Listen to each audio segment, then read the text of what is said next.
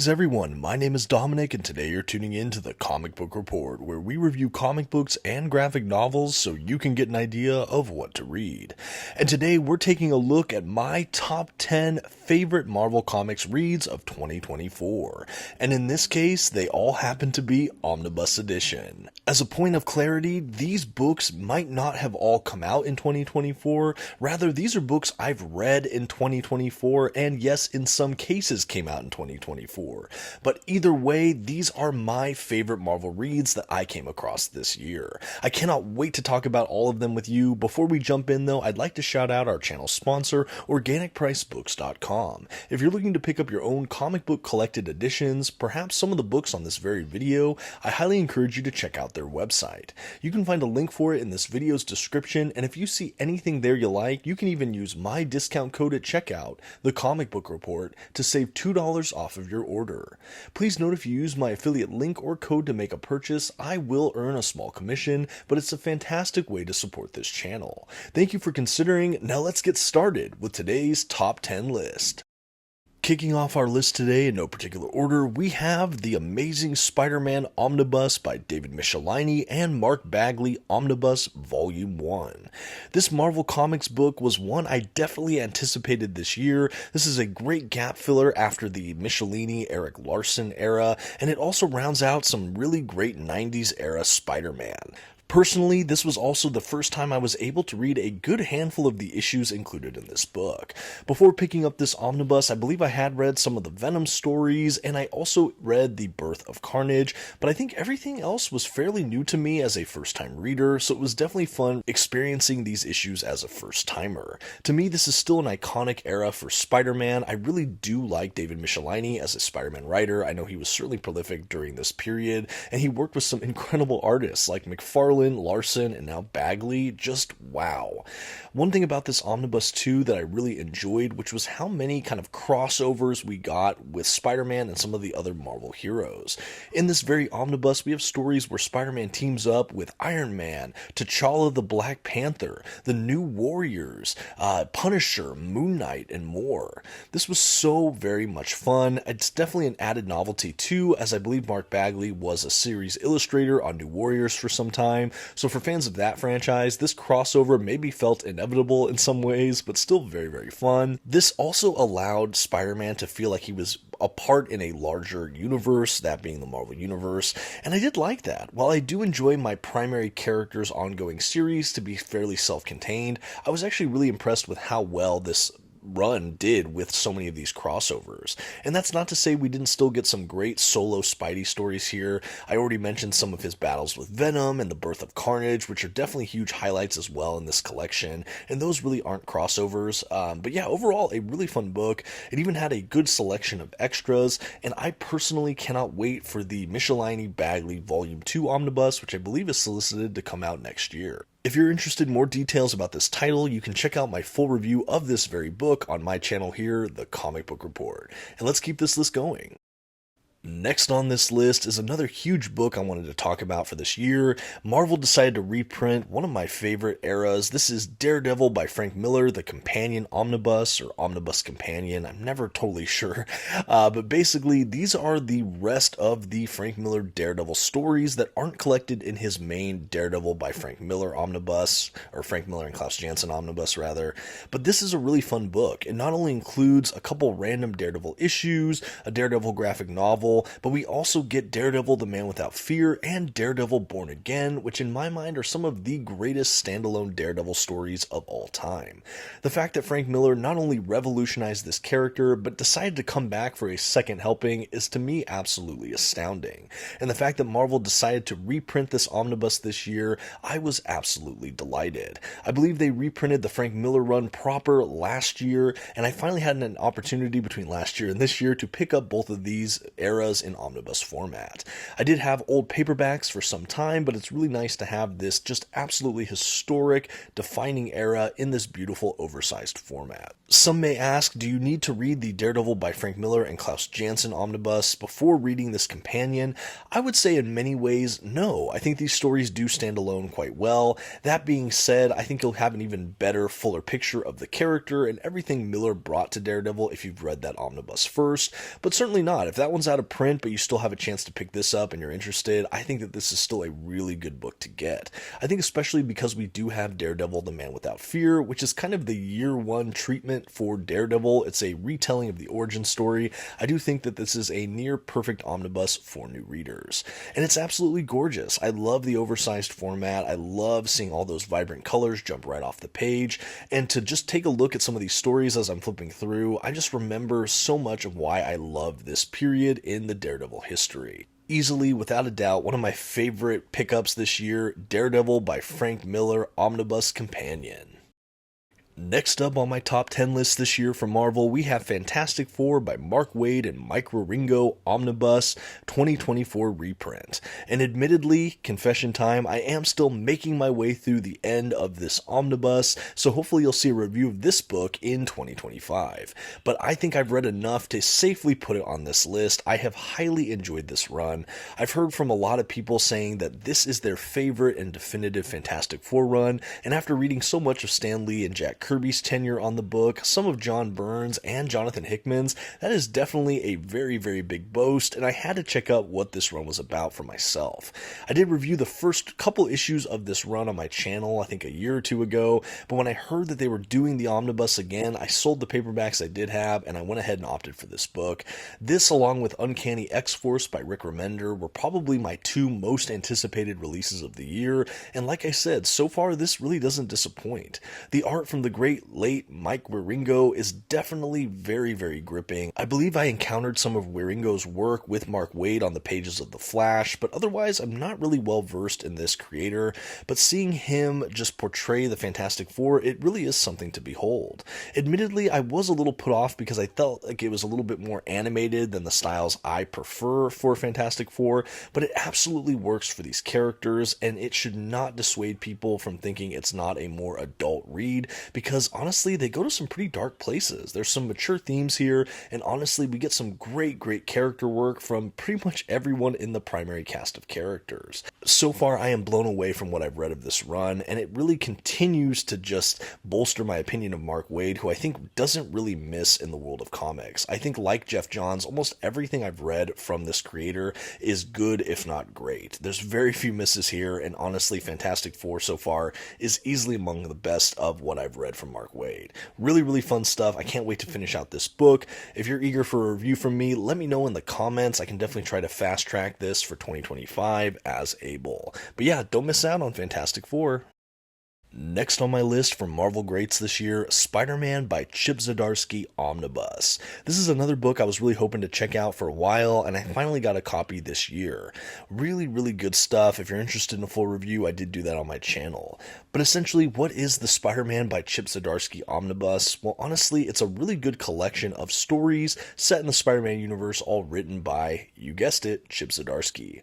We start off with his entire spectacular Spider-Man run. This is the bulk of the omnibus, I would say. At least the first half or so of this omnibus is his entire run on that book. After that point, we do shift over to the complete Spider-Man life story, which was this unbelievably beautiful miniseries he did with Mark Bagley, and after that, the book finishes up with Spider-Man Spider's Shadow, which is kind of a what if he never gave up the Spider-Man symbiote suit right around the Birth of Venom era, and it's a really fun kind of what if little miniseries. After that, of course, we have a great collection of extras, but that is the bulk of what this collection includes. I didn't really know what to expect here, other than I am a big Chip Zdarsky fan, and this book really didn't disappoint. I had read Life Story before. I loved that. I reviewed that individually when I used to have the oversized hardcover. But seeing the rest of his work, it's really fantastic. That Spectacular Spider-Man run goes on for a long enough period of time, and it's all sequential that you get some really cool little story arcs there. You don't really need to know a ton about Spider-Man to enjoy it. There are a couple things that he'll draw on or let you know about. And I think, honestly, the run here by Zdarsky, it really promotes the character of J. Jonah Jameson. If that's a character you've ever enjoyed, I don't think he's ever shined as brightly as he does in this Zdarsky omnibus, save perhaps, his original stuff with Stan Lee. But yeah, great showcasing for Jameson and Spider-Man in general, and some really, really great storytelling there. We even get one story in this omnibus that has art from the All Reds, which is also a huge favorite of mine.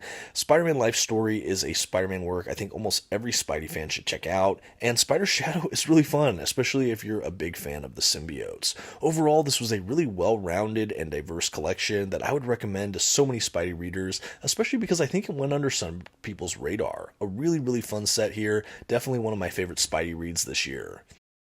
I name-dropped this book once earlier in this video, but yes, this is the Uncanny X-Force by Remender Omnibus from Marvel Comics. This was my most anticipated book of the year, and wow, did it not disappoint. I did read and review this on the channel a couple months ago, but I'm still just absolutely floored by what I encountered in this book.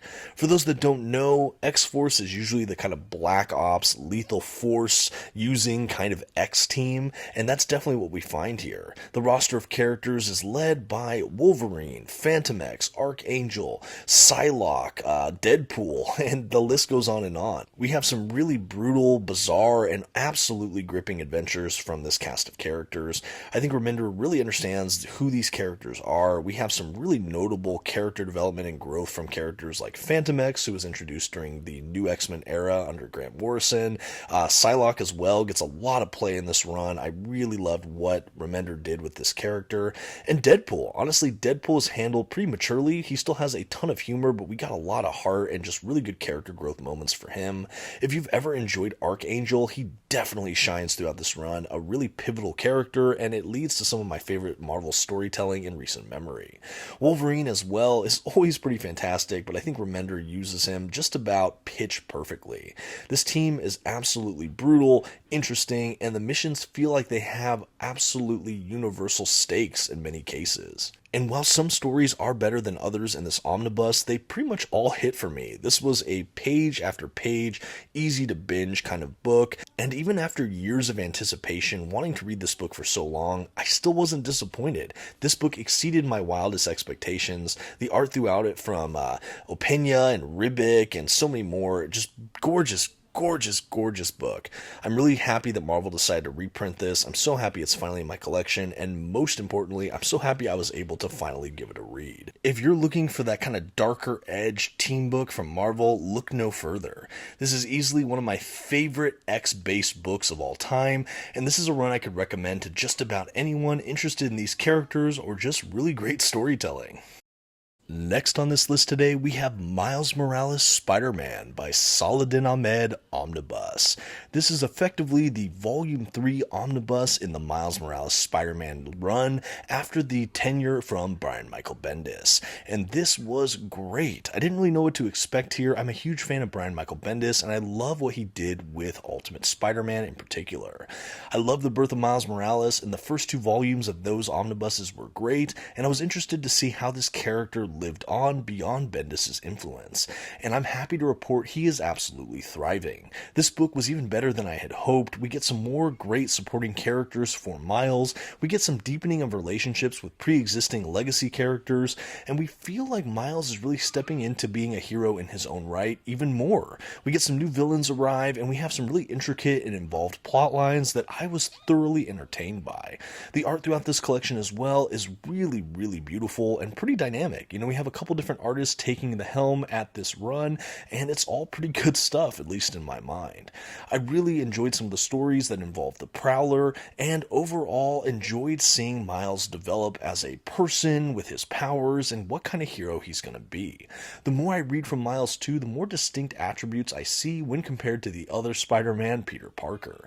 This book is so much fun. I think if you've enjoyed what you've seen on the silver screen with the Spider-Verse movies, this would be a great place to start. I would probably always recommend the Omnibus from Bendis first, but I think if you found this, maybe it's only what's in print, this is also a really good on-ramp for new readers. This is also my first exposure to the creator Saladin Ahmed, but the writing here is very, very solid. I think that this is also, just in general, a better handled run than I even expected, and now I'm looking for Saladin Ahmed recommendations. If you've read anything else from him other than this title, let me know in the comments. And if you're looking to get into Miles Morales, check out one of my favorite reads of this year, Miles Morales Spider-Man by Saladin Ahmed. Next on this list, the Immortal Iron Fist and the Immortal Weapons Omnibus from Marvel Comics. This is a book along with Venom by Donny Cates that I really wanted to try to get in 2023 and just couldn't quite manage it. So those were the first two books I picked up this year, 2024. I was happy to read both of these omnibuses this year, and wow, this run was fantastic. A lot of people consider this the definitive Iron Fist run, and so far from what I've read, I could definitely agree. We have work here from Ed Brubaker, Matt Fraction, and more. The art we get, especially in the beginning from David Aja, is absolutely groundbreaking. I love the kind of Iron Fist versus Hydra fight in the beginning in particular. I just think it's absolutely stunning.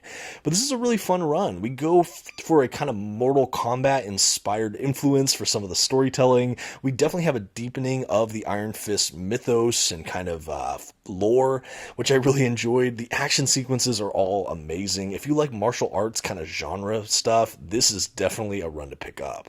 Brubaker even lends a kind of noir feeling to some of his run, especially earlier on, which I always like. The work from Matt Fraction as well, I think, is absolutely excellent. I think Matt Fraction is probably the most underrated Marvel writer of all time, at least in my mind.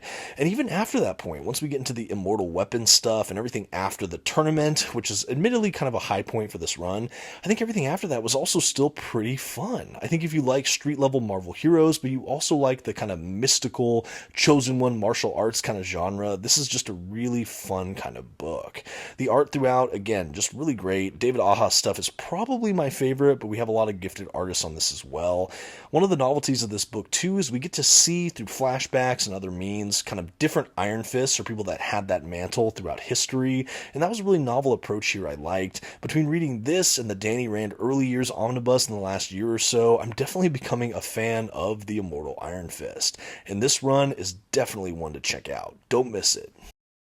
Okay, I couldn't go through the end of this year without talking about Moon Knight by Jed MacKay. This omnibus collects that entire first run on Moon Knight by Jed MacKay. He's since gone on to do more Moon Knight titles after this point that I'm really hoping get an omnibus as well. But this omnibus feels like a self-contained run in many ways. It has a great beginning, middle, and end, a stunning climax conclusion as well. The art we have is really, really gripping. This to me is one of the most definitive Moon Knight artists of all time, and that's no small feat considering we've also had David Finch, which I've also loved.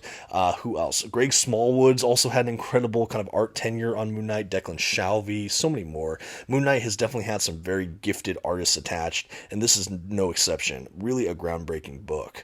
I also think that this is a fantastic place for new readers to pick up Moon Knight. I feel like I've said that so much in this video, but hopefully that means there's so many more books you want to check out that maybe you haven't read yet. But yes, I think it's good for new readers, but I also think it rewards legacy fans of Moon Knight with a lot of fun little Easter eggs or callbacks. I never felt fish out of water even as a newer Moon Knight fan, but I definitely felt like a bigger fan after reading this book. This book was also almost impossible to put down for me. This was an easy kind of binge read sort of book. We have a great handful of story arcs that all culminate into one massive story at the end. But yeah, it's really wonderful. We have Moon Knight setting up a midnight mission to help those who travel by night. He gets a great supporting cast of characters, many of which were introduced for this run, and some returning characters like Tigra, which I thought was a really fun addition to the cast of characters. We have a couple new villains throughout this, some returning old ones. Again, a really good variety here.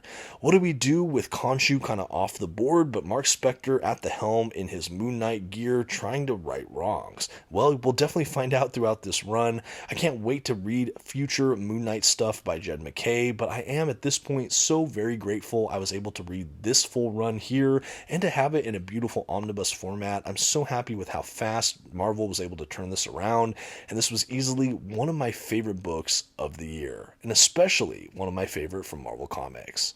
Next up, my favorite comic book character of all time, old Hornhead himself, Matt Murdock, Daredevil. Talking about Daredevil today, we have Daredevil by Chip Zdarsky Omnibus Volume 1. This was another hugely anticipated omnibus this year. I had been reading Zdarsky's run throughout the oversized hardcover editions that were released from Marvel, and I've absolutely loved this run so far. There are a few issues at the very end of this run I have to still read that I can't wait to check out in Volume 2, which I think is released end of this year, early next year. Anyway, this first volume collects the first, I think, 30 or so issues of this ongoing Daredevil run, and it's fantastic. After the events of the Charles Soule run, we basically have Daredevil kind of coming back to himself. He's been beaten at the point of death, and he's sort of trying to get back in the swing of things, and is he as sharp as he once was? Well, we'll find out in the early story arcs. Things begin to unravel in the life of Matt Murdock and Daredevil, and he goes from bad to worse fairly quickly. Along the way, we have Kingpin still mayor of New York, and criminal kind of empires or gang wars kind of beginning to brew throughout Hell's Kitchen and the greater New York area. We have Daredevil surrounded by his usual mainstay supporting cast of characters. We have some great art from Marco Cacchetto, who to me is one of the most definitive Daredevil artists of all time. I'm really hoping we get a Spider-Man run from Cacchetto. But yeah, beautiful artwork there throughout. We have a couple of other artists as well that do a fine job, but Cacchetto's artwork really jumps right off the page. I think for me, this is easily going to go down as one of the best modern Daredevil runs, and that's again a really, really high order because there are so many. Daredevil has been so spoiled by writing talent ever since the era of Frank Miller. Some would argue before that. But yeah, just great stuff here. I know that this is one of the biggest, most anticipated Marvel releases of the year, and with good reason. It's a fantastic run. I do think it's pretty good for new readers as well. I think a returning Daredevil fan, I was definitely happy to see a new breath of fresh air. I like the runs that preceded this, but this was a really good kind of jumping on point for the next chapter in the life of Matt Murdock, Daredevil, the Man Without Fear. And last, but certainly not least, my favorite Marvel read of the year easily is Venom by Donny Cates and Ryan Stegman. Their entire run is completely collected in this omnibus. One of the things I love about this book is we not only have the full Venom run, but we also have the main event issues for Absolute Carnage and King in Black, which is the culmination of this whole run. This is a great run for new readers, but it also really throws back to some of the legacy Venom runs, and I really enjoy how this creative team has just revitalized Venom. Venom's always been a character I've enjoyed. Perhaps it's because I'm a child of the 90s, but I've always liked the symbiote stories and just Eddie Brock Venom in general, but I don't think anyone's added this much to the character since the initial creators. The way that particularly Donny Cates added to the lore of Venom, the symbiotes, and then also deepened the character of Eddie Brock. I never thought I would champion Eddie in this way, but here I am, and I'm absolutely doing it and pulling for him. Having Cates teamed up with the incredible Ryan Stegman, we have a real visual treat here. There's an edge, a darkness, a grit to this run that is so hard to articulate, but you can immediately feel it when you just see the art and read the stories in this book. I really, really love it. Like I said, everything culminates with that King in Black event at the end. That's involving the character of Null, which is getting a little bit more popular these days, but absolutely incredible, incredible work here. Like I said, I think that this is an absolute character-driven narrative first and foremost, a visual treat second, and just one heck of a thrill ride third. I think that this book is just so comprehensive and wonderful. I cannot believe how much they packed in this one omnibus. Again, the fact that we get a full run also with 2 events, it's just really great. It's absolutely fantastic. I really can't recommend this run highly enough, and I really do think for such a gritty, kind of edgy character, there's so much hope and just good messaging in this run. I was happily surprised and grinning from ear to ear for a good majority of my way through this book. Absolutely burned through it. A really, really fascinating read. Highly recommend Venom by Cates and Stegman.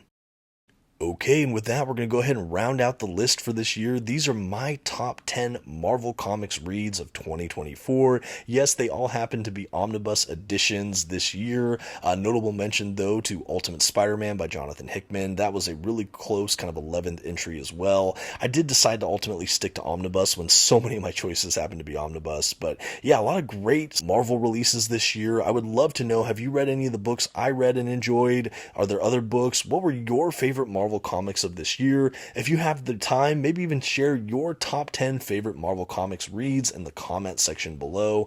I would love for the comments to look just like this treasure trove of great Marvel Comics recommendations, or any just general comic stuff. Go ahead and shoot me a comment. Always love talking to you guys and just getting good discussion going. But yeah, this is my list, hoping to have some other lists at the end of this year. I'm not sure exactly the order I'm going to release these in, but definitely stand by for some year-end kind of wrap-up videos if you're enjoying these, and just my normal reviews and other comic book miscellany. Thank you so much everyone for watching. It's been a great year. Until next time, this has been the Comic Book Report. Please don't forget to leave your like, comment, and maybe share this video with a friend. Thanks everyone. Have a good one.